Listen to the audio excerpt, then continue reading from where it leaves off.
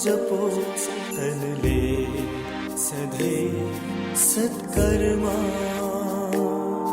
ओम शान्तिको मन्त्र जपे जोगाऊ आफ्नो स्वधर्मा। ओम शान्ति, ओम शान्ति, ओम शान्ति, ओम शान्ति। मनले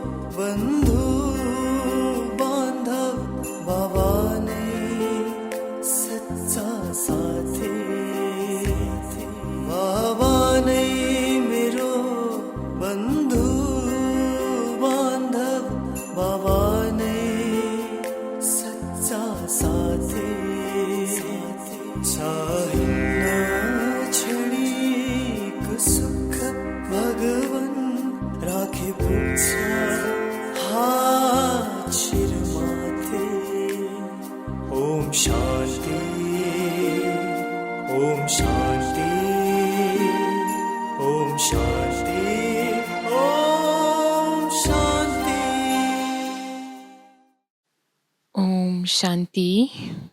मीठे प्यारे बाबा को आज को मधुर महावाक्य छ। मिति 2078 साल भाद्र 30 गते बुधबार, तदनुसार 15/9/2021 को। बाबा आज हामीलाई मुख्य सारमा भन्नुहुन्छ, मिठे बच्चे, अहिले तिमी अमरलोकको यात्रामा छौ।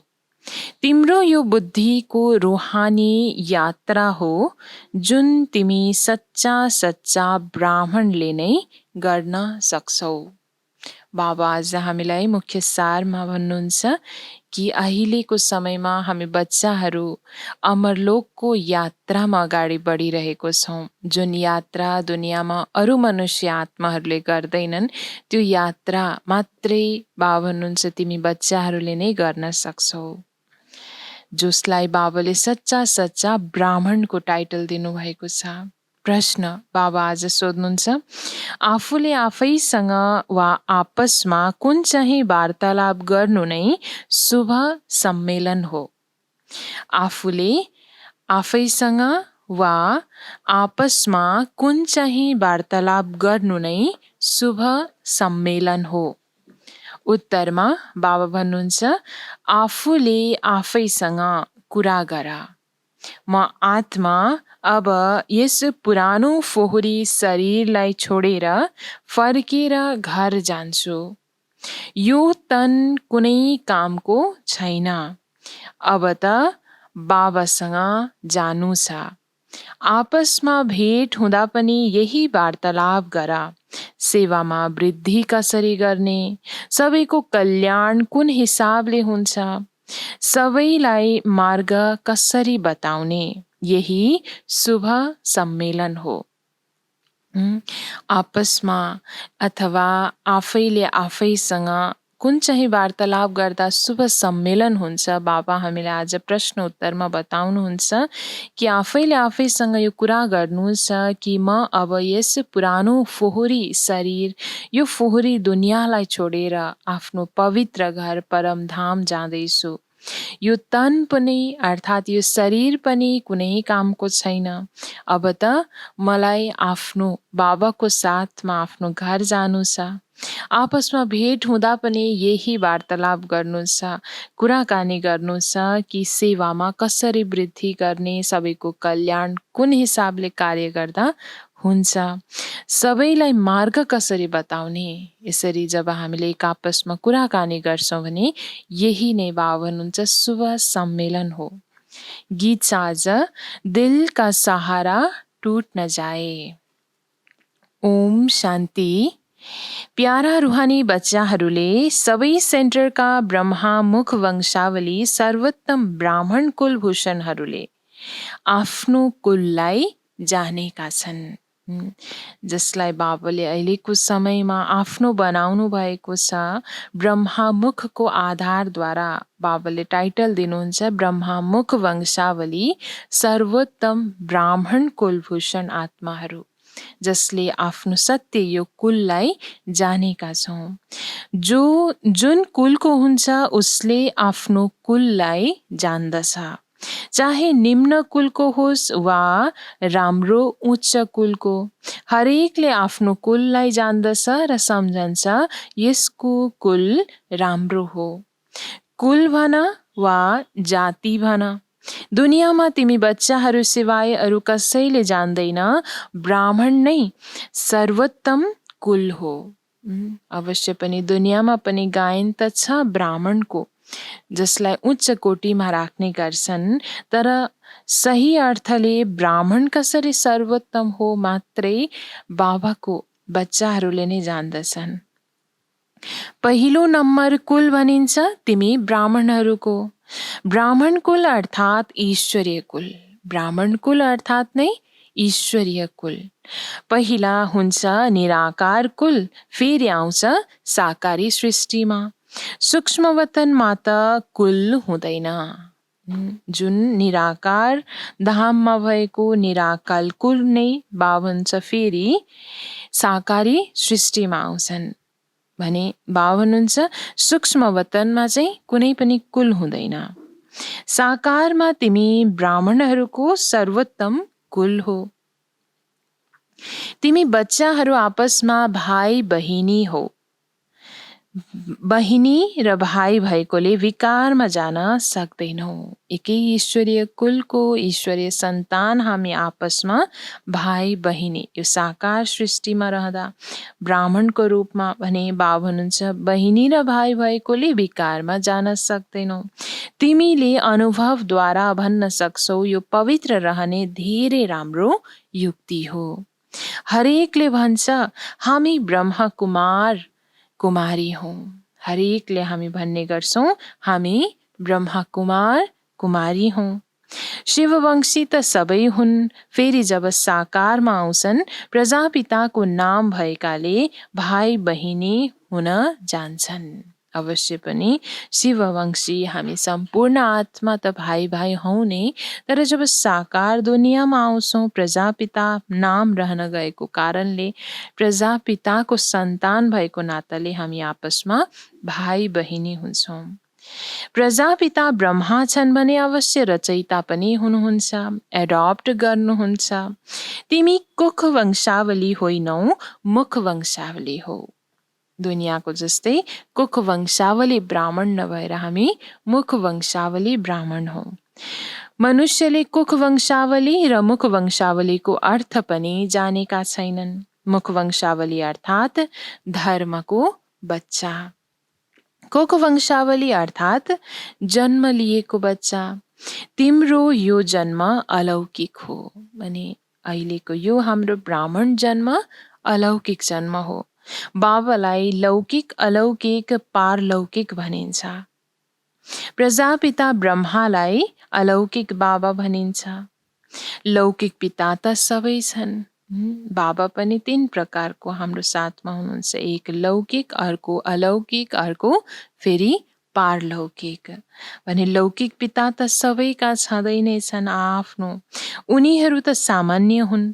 पारलौकिक बाबा पनि सबैको हुनुहुन्छ। भक्ति मार्गमा त हे भगवान हे परम पिता सबैले भनिरहन्छन्, तर यी बाबालाई कहिल्यै कसैले पुकार्दैन। भक्ति मार्गमा त पारलौकिक पिता शिव बाबालाई त सबैले पुकारी नै रहेका हुन्छन्, तर यी बाबा अर्थात् ब्रह्म बाबालाई भने कहिल्यै कसैले पुकार्दैन। यी बाबा ब्राह्मण बच्चाहरूका हुन्।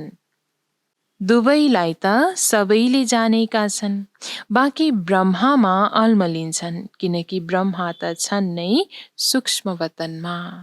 भक्तिमा देखाइएको छ सूक्ष्म वतनमा कमलासनमा स्थित ब्रह्मा भनेर, त्यसैले अल्मलिन्छन्। यहाँ त देखाउँदैनन्, चित्रमा पनि ब्रह्मालाई दारी जुङ्गा भएका देखाउँछन्, किनकि प्रजापिता ब्रह्मा यहाँ सृष्टिमा छन्।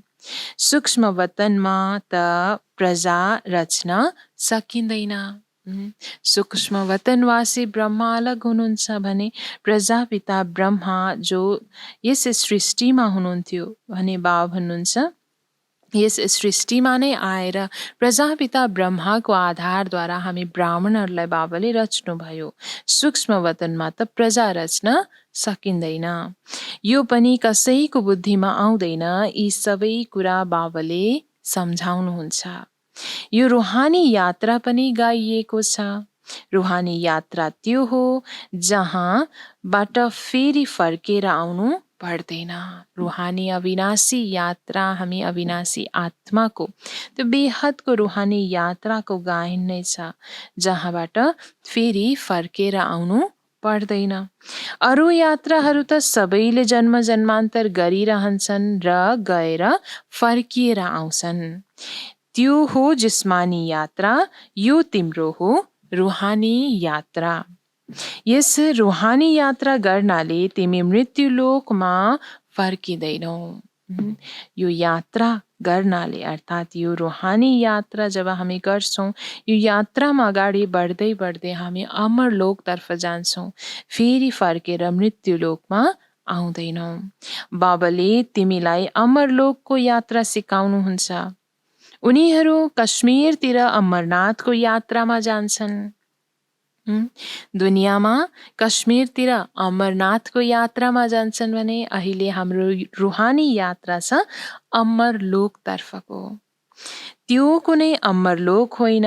अमरलोक एक छ आत्माहरूको, अर्को हुन्छ मनुष्यहरूको, जसलाई स्वर्ग अथवा अमरलोक भन्न सकिन्छ। बाबाले दुई अमरलोकको कुरा गर्नुभयो। एक निराकार हामी आत्माको घर अमरलोक, जहाँ आत्मा अविनाशी स्थितिमा स्थित रहन्छौँ भने फेरि अर्को हुन्छ मनुष्यहरूको, जसलाई स्वर्ग अथवा अमरलोक भन्न सकिन्छ। आत्माहरूको हो निर्वाण धाम। अमरलोक सत्ययुग र मृत्युलोक हो कलियुग। निर्वाण धाम हो शान्ति लोक, जहाँ आत्माहरू रहन्छन्। बाबा भन्नुहुन्छ तिमी अमरपुरीको यात्रामा छौ। पैदल जाने ती जिस्मानी यात्राहरू हुन्। पैदल जाने जति पनि यात्राहरू छन् ती सबै भयो जिस्मानी यात्रा। यो हो रुहानी यात्रा, जसलाई सिकाउने एउटै रुहानी बाबा हुनुहुन्छ र एकैपटक आएर सिकाउनुहुन्छ। दुनियाँमा त्यो जिस्मानी यात्रा सिकाउनेवाला हदका कोही जिस्मानी पण्डाहरू हुन्छन्, गाइडहरू हुन्छन्, ब्राह्मणहरू निमित्त हुन्छन् भने बाबा भन्नुहुन्छ यहाँ ईश्वरीय कुलका हामी ब्राह्मण आत्माहरूलाई सच्चा सच्चा रुहानी यात्रा सिकाउनेवाला स्वयं ईश्वर शिव बाबा रुहानी बाबा हुनुहुन्छ, जो एकैपटक आएर यस सङ्गम युगमा हामीलाई यो यात्रा सिकाउनुहुन्छ। त्यो त जन्म जन्मान्तरको कुरा हो। यो हो मृत्युलोकको अन्त्यको यात्रा। यो तिमी ब्राह्मण कुलभूषणले नै जानेका छौ। रुहानी यात्रा अर्थात् यादमा छौ। त्यसरी बाबाले सार रूपमा भन्नुहुन्छ रुहानी यात्रा अर्थात् यादमा स्थित रहने यात्रा। गायन पनि छ अन्त्यमति सो गति। तिमीलाई याद आउँछ नै बाबाको घर। याद आउँछ नै हरदम एक बाबाको घर, किनकि त्यस बाबाको घरमा नै बाबा हुनुहुन्छ, जसको यादद्वारा नै हामी आत्मा पवित्र पावन बन्दै जान्छौँ। बुझेका छौ अब नाटक पुरा हुन्छ। यो पुरानो वस्त्र पुरानो तन हो। आत्मामा खाद पर्नाले शरीरमा पनि खाद पर्छ। आत्मा कमजोर बन्दै जान्छ, त्यस अनुसार शरीर पनि कमजोर अवस्थामा छ। आत्मा पतित अवस्थामा छ, तमो प्रधान बन्दै जान्छ भने त्यस अनुसार शरीर पनि प्रकृति यस पञ्चतत्त्वले बनेको शरीर पनि तमो प्रधान मिल्दै जान्छ, जसमा खात परिरहन्छ। आत्मा पवित्र बनेपछि मात्र हामीलाई शरीर पनि पवित्र मिल्छ। यो पनि तिमी बच्चाहरूलाई थाहा छ, बाहिरकाले त केही जानेका छैनन्, तिमीले देखेका छौ। कसैले बुझ्छन् पनि, कसैको बुद्धिमा यो ज्ञान छैन। कति आत्माहरू जो ज्ञान सुनेका छैनन्, उनीहरूले पनि अलिअलि त बुझ्न सक्छन्। अलिकति सुने भने बाबा भन्नुहुन्छ कसैको त बुद्धिमा यो ज्ञान छँदै छैन। बुझेको छ भने अवश्य कसैलाई सम्झाउँछ। यथार्थ रूपमा जसले बुझेको छ अवश्य उसले अरूलाई पनि बुझाउँछ। मनुष्य यात्रामा जाँदा पवित्र रहन्छन्, फेरि घरमा आएर अपवित्र बन्छन्। महिना 2 महिना पवित्र रहन्छन्। यात्राको पनि सिजन हुन्छ। सदैव त यात्रामा जान सक्दैनन्। ठण्डी वा वर्षातको समयमा कोही जान सक्दैन। तिम्रो यात्रामा त ठण्डी वा गर्मीको कुनै कुरा छैन। यसरी रूहानी यात्रा र जिस्मानी यात्रा बीचको भिन्नता बाबा बताउँदै हुनुहुन्छ। जुन जिस्मानी यात्रामा ठण्डी वा वर्षातको समयमा जान मिल्दैन, सहज समय हेरेर नै त्यस यात्रामा जाने गर्छन् भने हाम्रो लागि यस रूहानी यात्रामा त कुनै ठण्डी वा गर्मीको कुनै कुरा नै छैन। बाबा भन्नुहुन्छ बुद्धिद्वारा स्वयं बुझ्न सक्छौ। हामी गइरहेका छौँ बाबाको घरमा। जति हामीले याद गर्छौँ त्यति विकर्म विनाश हुन्छ। बाबाको घरमा गएर फेरि हामी नयाँ दुनियाँमा आउँछौँ। यो कुरा बाबाले नै सम्झाउनुहुन्छ। यहाँ पनि बच्चाहरू नम्बरवार छन्। वास्तवमा यात्रालाई भुल्नु हुँदैन, तर मायाले भुलाइदिन्छ। यात्रामा अगाडि बढ्दा बढ्दै आफ्नो लक्ष्य के हो त्यो पनि बच्चाहरूलाई मायाले भुलाइदिन्छ। तर बाबा हुन्छ भुल्नु भने हुँदैन। त्यसैले लेख्छन् पनि बाबा हजुरको याद भुलिन्छ। अरे यादको यात्रा जसबाट तिमी सदा निरोगी सम्पन्न बन्छौ, यस्तो दबाई तिमीले भुल्छौ। उनीहरूले यो पनि भन्छन् बाबालाई याद गर्नु धेरै सहज छ। आफूसँग कुरा गर्नु छ। हामी आत्मा पहिला सतो प्रधान थियौँ, अहिले तमो प्रधान बनेका छौँ। अहिले शिव बाबाले हामीलाई युक्ति त धेरै राम्रो बताउनुहुन्छ, बाँकी अभ्यास गर्नु छ। त तमो प्रधान अहिले बनेको छौँ सतो प्रधानबाट भने फेरि अब तमो प्रधानबाट सतो प्रधान बन्ने युक्ति अति सहज बाबाले बताउनु भएको छ। जुन रूहानी यात्राको बारेमा बाबाले हामीलाई बताउनु भयो, यसको लागि अभ्यास भने अवश्य गर्नु छ। आँखा बन्द गरेर विचार गरिँदैन, बाबाले गरेर देखाउनु भयो। यसरी बाबाले इशाराको साथमा गरेर पनि देखाउनु भयो कि बच्चे यसरी आँखा बन्द गरेर कुनै विचार गरिँदैन। यसरी आफैसँग कुरा गर। हामी सतो प्रधान थियौँ, हामीले नै राज्य गर्थ्यौँ। त्यो दुनियाँ गोल्डन एज थियो, फेरि सिल्भर कप्पर आइरन एजमा आयो। त यसरी चिन्तन गर्दै जानु छ, ज्ञानको मनन चिन्तन कि हामी नै आत्मा गोल्डन एज सत्युगी दुनियाँमा थियौँ। फेरि बिस्तारै बिस्तारै सिल्भर एज चाँदी तुल्य दुनियाँ त्रेता युगमा, फेरि बिस्तारै बिस्तारै गर्दा गर्दै द्वापरदेखि कलयुग यो फलामको दुनियाँ आइरन एजमा आइपुग्यौँ। अहिले आइरन एजको अन्त्य हो, बाबा आउनु भएको छ। बाबा यस धरामा आउनु भएको छ, अर्थात् अवश्य पनि यो आइरन एज अर्थात् यो कलयुगको अन्त्य हो। बाबाले हामी आत्माहरूलाई भन्नुहुन्छ मलाई याद गर। यस धरामा आएर बाबा भन्नुहुन्छ बच्चे मलाई याद गर। आफ्नो घरलाई पनि याद गर जहाँबाट आएका हौ। जहाँ जानु छ, जहाँबाट आएका हौ, त्यस घरलाई पनि याद गर भन्नुहुन्छ बाबा। फेरि अन्तमा ती सो गति हुन्छ, तिमी त्यहाँ नै जानु छ। यो युक्ति बाबा बताउनुहुन्छ, सवेरे उठेर आफूसँग कुरा गर। बाबाले गरेर देखाउनुहुन्छ। म पनि सवेरे उठेर विचार सागर मन्थन गर्छु। सच्चा कमाई गर्नुपर्छ नि। यसरी स्वयं ब्रह्म बाबाले पनि गरेर देखाउनु भयो। सवेरे 2 बजे नै उठेर एक बाबाको यादमा रहेर विचार सागर मन्थन गर्नुहुन्थ्यो। अनि सच्चा कमाई गर्नुपर्छ नि। जसरी ब्रह्म बाबाले गर्नुभयो त्यस्तै अनुसरण गर्नु छ। सुबहको साई। त्यसैले वहाँ साईलाई याद गर्नाले तिम्रो बेडा पार भएर जान्छ। बिहान बिहान एक पिता परमात्माको यादमा रहन्छौँ भने नै हाम्रो बेडा पार हुन जान्छ। बाबा जे गर्नुहुन्छ, जसरी गर्नुहुन्छ त्यो बच्चाहरूलाई पनि सम्झाउनुहुन्छ। यसमा खटपटको कुरा छैन। यो कमाईको धेरै राम्रो युक्ति हो। आत्माको अविनाशी कमाई जम्मा गर्ने बाबा हुनुहुन्छ, यो अति धेरै राम्रो युक्ति हो। अल्फलाई याद गर्नाले विश्वको बादशाही त मिलि नै हाल्छ। बच्चाहरूलाई थाहा छ हामीले राजयोग सिकिरहेका छौँ। बाबा बीज रूप नलेजफुल हुनुहुन्छ, त्यसैले हामीले पनि वृक्षको बारेमा पुरा बुझेका छौँ।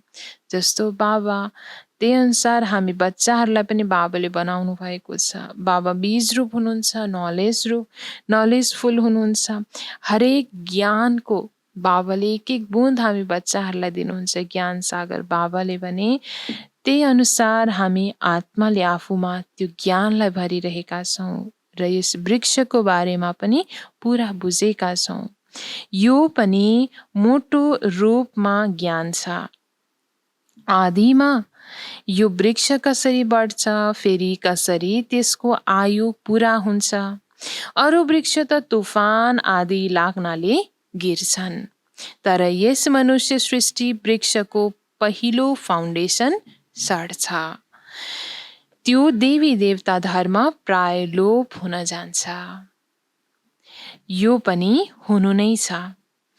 यो जब गुम हुन्छ अनि भनिन्छ एक धर्मको फेरि स्थापना र हरेक धर्मको विनाश। यसरी जुन गायन गरिएको छ सर्वधर्मको जति पनि अधर्म रूपमा स्थित रहेको धर्मको विनाश भने एक धर्मको स्थापना गर्न स्वयं भगवान यस धरामा आउनुहुन्छ। र त्यो तब सम्भव छ जब यस धरामा अहिले देवी देवता प्राय लोप भएको छ भने फेरि अनेक अरू धर्महरू अवश्य छँदैनछन्। कल्प कल्प यो धर्म प्राय लोप हुन्छ। आत्मामा खाँद पर्यो भने गहना झुटो हुन्छ।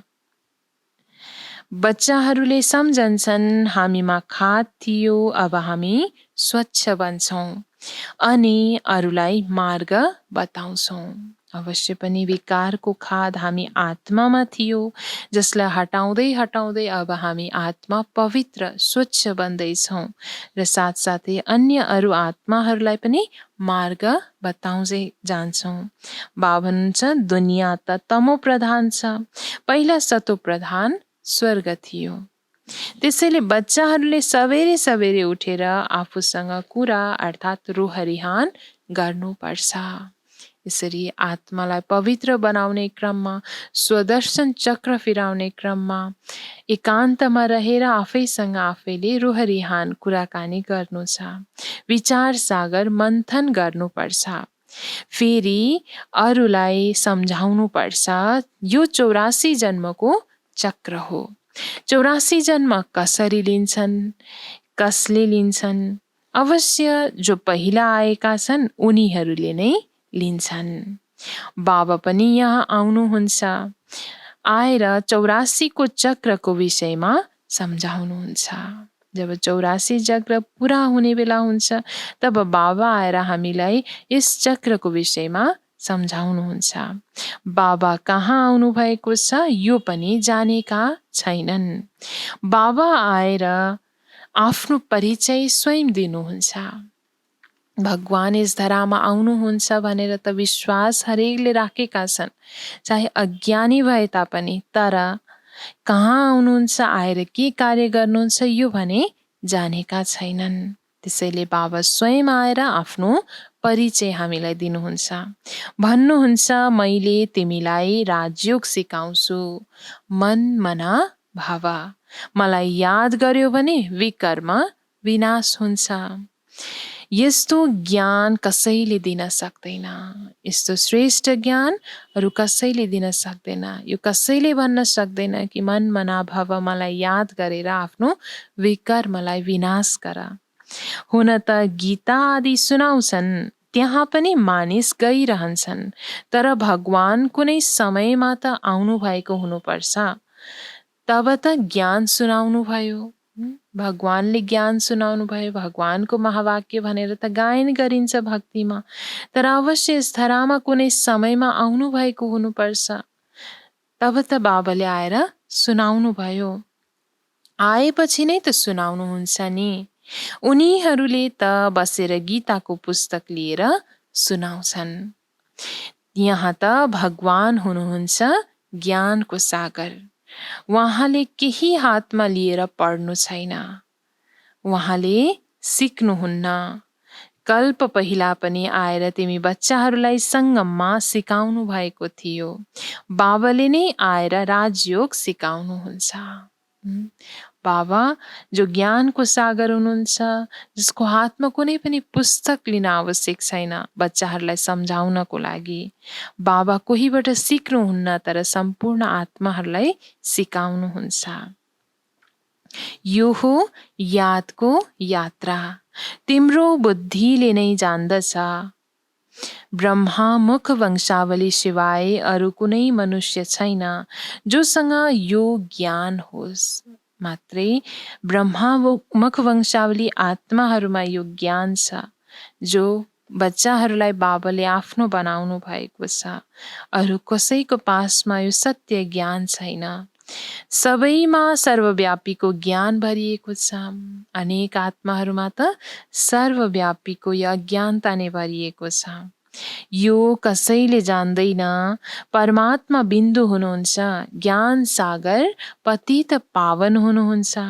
केवल यत्तिकै गाइरहन्छन्। सही अर्थमा जानेका छैनन्, तर यत्तिकै गाइरहन्छन्। गुरुहरूले जे सिकाउँछन् त्यसलाई सत सत भनिरहन्छन्। अर्थ केही पनि जानेका भने हुँदैनन्। न त्यसमा कहिले विचार चलाउँछन्, यो सत्य हो वा होइन। जे गुरुहरूले भन्दै जान्छन् त्यही सुन्दै सत सत भनिरहन्छन्। कहिले पनि यतिसम्म पनि विचार आउँदैन कि यो सत्य हो वा होइन भनेर। बाबा सम्झाउनुहुन्छ, तिमी बच्चाहरू हिँड्दा डुल्दा यादको यात्रामा अवश्य रहनुहोस्, नत्र विकर्म विनाश हुन सक्दैन। आत्मामा रहेको जुन विकर्मको खात छ, त्यसलाई दग्ध गर्नको लागि, विनाश गर्नको लागि मुख्य एक युक्ति बाबाले बताउनुहुन्छ, त्यो हो यादको यात्रा। जे कर्म गरे पनि बुद्धिमा बाबाको याद रहोस्। हातद्वारा जे कर्म गरे तापनि, कार्य व्यवहारमा व्यस्त रहे तापनि बुद्धि भने एक बाबाको यादमा लागिरहोस्। बाबा भन्नुहुन्छ, श्रीनाथद्वारेमा भोजन बनाउँछन् भने बुद्धिमा उनै श्रीनाथ रहन्छन् नि। बसेका हुन्छन् नि मन्दिरमा। जानेका छन् हामीले श्रीनाथको लागि बनाउँछौँ। जसको लागि भोग तयार गरिरहेको हुन्छौँ उसैको याद आउँछ। त्यसैले जसरी भक्तिमा पनि कुनै इष्टदेवको यादमा रहेर भोग तयार गरिरहेको हुन्छ, प्रसाद तयार गरिरहेको हुन्छ भने, त्यस्तै यहाँ पनि एक बाबाको यादमा रहेर नै हरेक कार्य गर्नु छ। भोजन बनायो, भोग लगायो, फेरि पनि घरमा भएका बच्चाहरू याद आइरहन्छन्। यसरी जो घर गृहस्थमा छन् भने उनीहरूले के गर्छन्, भोजन बनाउँदा, भोग बनाउँदाखेरि पनि आफ्नै घर परिवारमा भएका बच्चाहरू याद गरिरहन्छन्, जसलाई खिलाउनु छ। त्यहाँ भोजन बनाउँछन्, मुख बन्द कुराकानी गर्दैनन्। मनसाबाट कुनै विकर्म बन्दैन। उनीहरू श्रीनाथको मन्दिरमा बसेका छन्। यहाँ त शिव बाबाको पासमा बसेका छौ। यहाँ पनि बाबाले युक्ति बताइरहनुहुन्छ, प्यारा बच्चाहरू कुनै फाल्तु कुरा नगर, सदैव बाबासँग मिठा मिठा कुराकानी गर्नुहोस्। कुनै फाल्तु कुरा मुखबाट बोल्नु छैन, गफ गर्नु छैन। तर बाबा भन्नुहुन्छ सदैव बाबासँग नै मिठा मिठा कुराकानी गरिरहनुहोस्।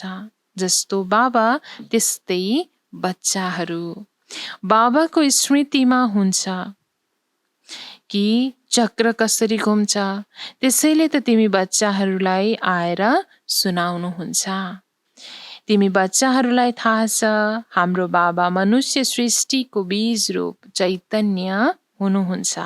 कति सहज कुरा छ स्मृतिमा ल्याउने, कति सहज कुरा बाबाले हामीलाई ज्ञानको रूपमा बताउनु भएको छ कि यस मनुष्य सृष्टिको बीज रूप नै एक बाबा हुनुहुन्छ जो चैतन्य हुनुहुन्छ, जसले आएर प्र्याक्टिकलमा हामी आत्मालाई यो ज्ञान दिँदै हुनुहुन्छ, हाम्रो कल्याण गर्दै हुनुहुन्छ। तर फेरि पनि बुझ्दैनन् किनकि पत्थर बुद्धि छन् नि। त्यस बीजलाई हामी चैतन्य भन्दैनौँ। दुनियाँको कुनै वृक्षको बीजलाई चैतन्य भनिँदैन। उहाँ ज्ञानको सागर चैतन्य हुनुहुन्छ, उहाँ एउटै हुनुहुन्छ। ती बीज त अनेक प्रकारका हुन्छन्। भगवानलाई भनिन्छ मनुष्य सृष्टिको बीज रूप।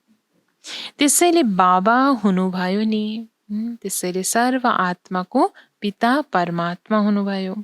आत्माहरूको बाबा परमात्मा हुनुहुन्छ, त्यसैले सबै भाइ भाइ ठहरिए। बाबा पनि त्यहाँ रहनुहुन्छ जहाँ तिमी आत्माहरू निवास गर्छौ।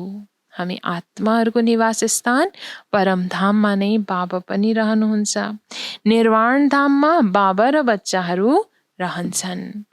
यस समयमा तिमी प्रजापिता ब्रह्माका सन्तान भाइ बहिनी हो। अहिलेको समयमा पनि हामी यस साकार मनुष्य सृष्टिमा प्रजापिता ब्रह्माको सन्तान ब्रह्मा कुमार कुमारीहरू आपसमा भाइ बहिनी हो। त्यसैले शिववंशी ब्रह्मा कुमार कुमारी कहलाउँछौ। यो पनि तिमीले लेख्नु छ, हामी सबै ब्रह्मा कुमार कुमारी भाइ बहिनी हौँ। बाबाले ब्रह्माद्वारा सृष्टि रच्नुहुन्छ भने भाइ बहिनी भयो नि। यस अर्थमा हामी आत्मा आपसमा भाइ बहिनी भयौँ, किनकि ब्रह्माको आधारद्वारा नै शिव बाबाले मनुष्य सृष्टि पुनः रच्दै हुनुहुन्छ। कल्प कल्प यसरी नै रचना गर्नुहुन्छ, एडप्ट गर्दै जानुहुन्छ। मनुष्यलाई प्रजापिता ब्रह्मा भनिँदैन, भन्न त बाबा भन्छौ तर उनी हुन् हदका। यिनलाई प्रजापिता भनिन्छ किनकि धेरै प्रजा छन्, अर्थात् धेरै बच्चाहरू छन्। सम्पूर्ण प्रजा अर्थात् बच्चाहरूको सन्तानको पिता परमात्मा शिव बाबा त हुनु नै हुन्छ, साथै बीचमा अलौकिक पिता हुनुहुन्छ प्रजापिता ब्रह्मा। त्यसैले बेहदको बाबाले बच्चाहरूलाई सबै कुरा बसेर सम्झाउनुहुन्छ। यो दुनियाँ बिल्कुलै बिग्रिएको फोहोरी छ। अब तिमीलाई वहाँको दुनियाँमा लिएर जानुहुन्छ। यो छिछि दुनियाँ, बिग्रिएको फोहोरी दुनियाँबाट बाबाले वहाँको दुनियाँ, सतोप्रधान दुनियाँमा बच्चाहरूलाई लिएर जानुहुन्छ। तिमीहरूमा पनि धेरै छन् जसले बिर्सेन्छन्। यदि यो याद भएको भए बाबाको पनि याद रहने थियो र गुरुको पनि याद रहने थियो। अब फर्केर जानु छ। अहिले बाबा हामी बच्चाहरूलाई लिन आउनु भएको छ। छिछि दुनियाँबाट वहाँको दुनियाँमा भन्ने जब स्मृति रहन्छ भने अवश्य एक शिव बाबाको याद आउने थियो। बाबा भन्नुहुन्छ बच्चाहरूले बिर्सिने थिएनन्। पुरानो शरीर छोडिदिन्छौ किनकि यो तन अब कामको छैन। आत्मा अहिले पवित्र हुँदै जान्छ, त्यसैले शरीर पनि पवित्र हुनु छ। आत्मा जति पवित्र बन्दै जान्छ भने शरीर पनि आत्मालाई त्यही अनुसारको पवित्र आवश्यक छ। बाबा भन्नुहुन्छ बसेर आपसमा यस्ता यस्ता कुरा गर्नुपर्छ। यसलाई भनिन्छ शुभ सम्मेलन। जसमा राम्रा राम्रा कुरा हुन्छन्। सेवा कसरी वृद्धि हुन्छ, कल्याण कसरी गर्ने, सेवा कसरी वृद्धि हुन्छ, कल्याण कसरी गर्ने, उनीहरूको त फोहोरी सम्मेलन हो, गफ मारिरहन्छन्। यहाँ गफ आदिको कुरा छैन। सच्चा सच्चा सम्मेलन यसलाई भनिन्छ। यस्तो कुराकानी जहाँ चलोस् जस अर्थद्वारा हरेक आत्माको कल्याण होस्। हरेक आत्माको कल्याण अर्थ नै कुराकानी चलोस्, सेवाको वृद्धिको लागि नै कुनै वार्तालाप गर्नु। बाबा भन्नुहुन्छ यसलाई नै भनिन्छ सच्चा सच्चा शुभ सम्मेलन। यसको दाजुमा दुनियाँमा त अरू जति पनि सम्मेलन छ त्यो सबै फोहोरी सम्मेलन हो, जहाँ अनेक किसिमको गफ मारिरहन्छन्, हदको कुराहरू चलिरहन्छ। तिमीलाई यो कथा सुनाइएको छ, यो कलियुग हो। सत्य युगलाई स्वर्ग भनिन्छ। पहिला स्वर्ग थियो, तिमीहरूले नै 84 जन्म भोग्छौ। अहिले अन्त्यमा छौ। अहिले तिमी तमो प्रधानबाट सतो प्रधान बन्छौ। अहिले हामी अन्त्य समयमा आइपुगेको छौँ, जुन समयमा तमो प्रधानबाट अब हामी सतो प्रधान बन्छौँ। यसमा कुनै गंगा स्नान आदि गर्नु छैन। अब सतो प्रधान बन्नको लागि कुनै दुनियाँमा भने जस्तै पानीको गंगाको किनारमा गएर गंगा स्नान गर्नु छैन। भगवानुवाच म सबैको बाबा हुँ। भगवान शिव बाबा स्वयं भन्नुहुन्छ बच्चे म तिमी सबैको बाबा हुँ। कृष्ण सबैका पिता हुन सक्दैनन्। एक दुई बच्चाका पिता श्री नारायण हुन् न कि श्री कृष्ण। श्री कृष्ण त स्वयं नै बालक हुन् जो राजकुमार हुन् भने बावन से एक दुई बच्चाका पिता त श्री नारायण हुन् न कि श्री कृष्ण। श्री कृष्ण त कुमार हुन्। यी प्रजापिता ब्रह्माका त धेरै बच्चाहरू छन्। कहाँ कृष्ण भगवानुवाच, कहाँ शिव भगवानुवाच। कति ठुलो भूल गरिदिएका छन्। बाबन चाहिँ कति ठुलो भूल गरिदिएका छन्। शिव बाबा रचयिताको ठाउँमा श्री कृष्ण रचनाको नाम राखिदिएका छन्। बाबन हुन्छ प्रदर्शनी जहाँ गरे पनि मुख्य कुरा यो हो, गीताको भगवान वहाँ हुनुहुन्छ वा उनी। पहिला पहिला यो सम्झाउनु पर्छ। भगवान शिवलाई भनिन्छ। यो बुद्धिमा बसाउनु छ। यसमा गम्भीर जाँच हुनुपर्छ। हरेकको बुद्धिमा यो बसाउनु पर्छ कि गीताको भगवान श्री कृष्ण नभएर स्वयं शिव बाबा हुनुहुन्छ। अर्थात् श्री कृष्ण त एक रचना मात्रै हुनु भने हामी सबैको रचयिता त एक शिव बाबा हुनुहुन्छ। जसमा बाबा हुन्छ गम्भीर जाँच गर्नुपर्छ। गीताको भगवानको चित्र पनि धेरै स्थायी हुनुपर्छ। तल लेखिदिनुपर्छ, निर्णय गर्नुहोस् र आएर बुझ्नुहोस्। कतिको पक्का रूपमा बुझेको छ छैन यसको गम्भीर जाँच गर्दै बाबा भन्नुहुन्छ उनीहरूलाई भन्नु छ कि निर्णय गर्नुहोस् र आएर यो बुझ्नुहोस्। स्पष्टसँग यसरी बुझाउनु छ। फेरि लेखाएर सही गराउनु पर्छ। यो कन्फर्म पनि गराउनु छ कि साँच्चीकै उहाँले बुझ्नु भयो भएन, यो कुरामा निश्चय छ छैन भनेर। फेरि लेखाएर यसरी सही पनि गराउनु पर्छ बाबा भन्नुहुन्छ। अच्छा, मिठे मिठे सिख लेते बच्चाहरूप्रति माता पिता बाप दादाको याद प्यार एवं गुड मर्निङ। रूहानी बाबाको रूहानी बच्चाहरूलाई नमस्ते। रूहानी बच्चाहरूको रूहानी बाबालाई गुड मर्निङ, नमस्ते बाबा, नमस्ते। धारणाको लागि मुख्य सार।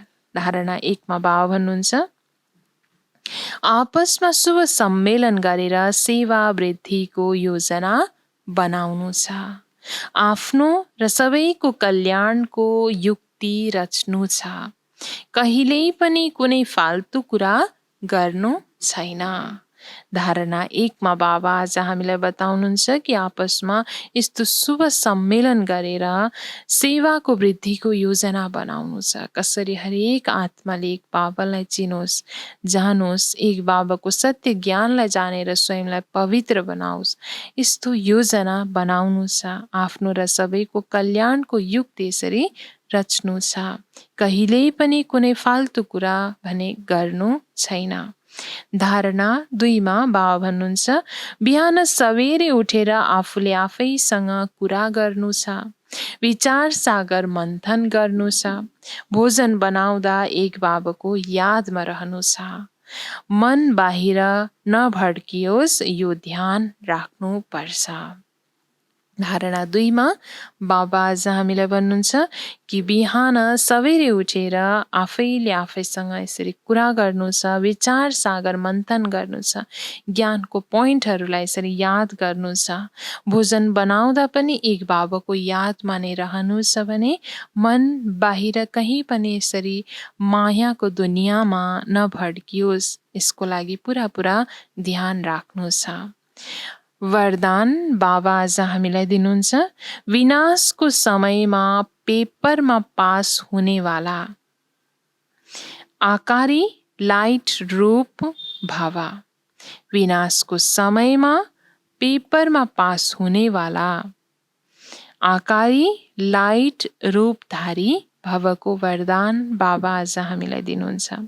वरदानको विस्तारमा बाबा भन्नुहुन्छ, विनाशको समयमा पेपरमा पास हुन वा सबै परिस्थितिहरूको सामना गर्नको लागि आकारी लाइट रूपधारी बन।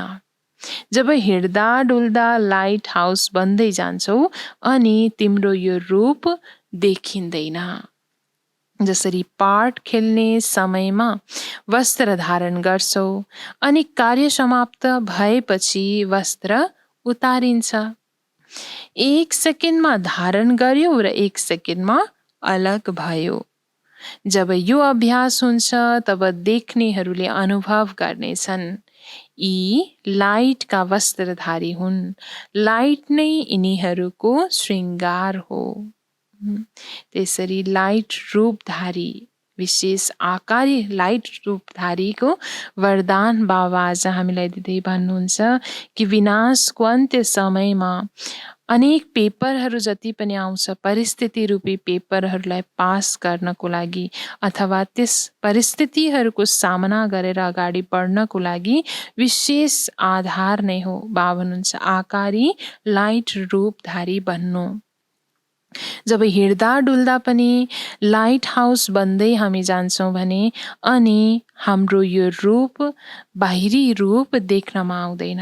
बाबा भन्नुहुन्छ, जसरी पाठ खेल्ने जो कलाकारहरूले पनि पाठ खेल्ने बेलामा वस्त्र धारण गर्छ, फेरि पाठ सकिसकेपछि रोल सकिसकेपछि फेरि वस्त्र उतार्छन्, त्यस्तै बाबा भन्नुहुन्छ 1 सेकेन्डमा यो लाइट स्वरूपको जुन रूप बाबा भन्नुहुन्छ आकारी लाइट रूपलाई हामीले धारण गर्यौं, 1 सेकेन्डमा यसबाट अलग भयौं भने जब यो अभ्यास हुँदै जान्छ पक्का भने हामीलाई देख्नेहरूले पनि यो अनुभव गर्नेछन् कि यी त लाइटका वस्त्रधारी हुन्। पवित्रताको लाइटको अनुभव उनीहरूले पनि गर्न सक्छन् र उनीहरूले यो पनि भन्छन् कि लाइट नै यिनीहरूको श्रृङ्गार हो।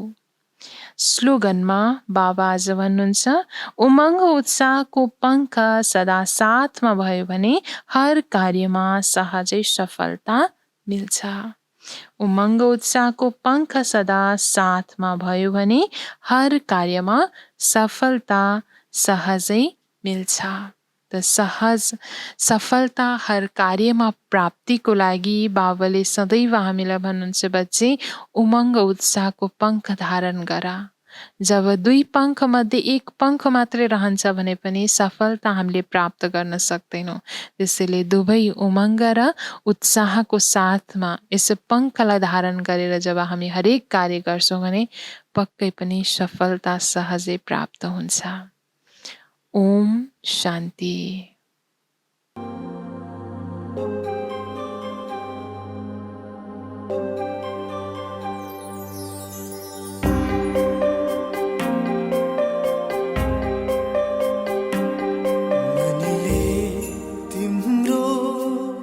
नाम जपोस् तनले सधैँ सत्कर्मा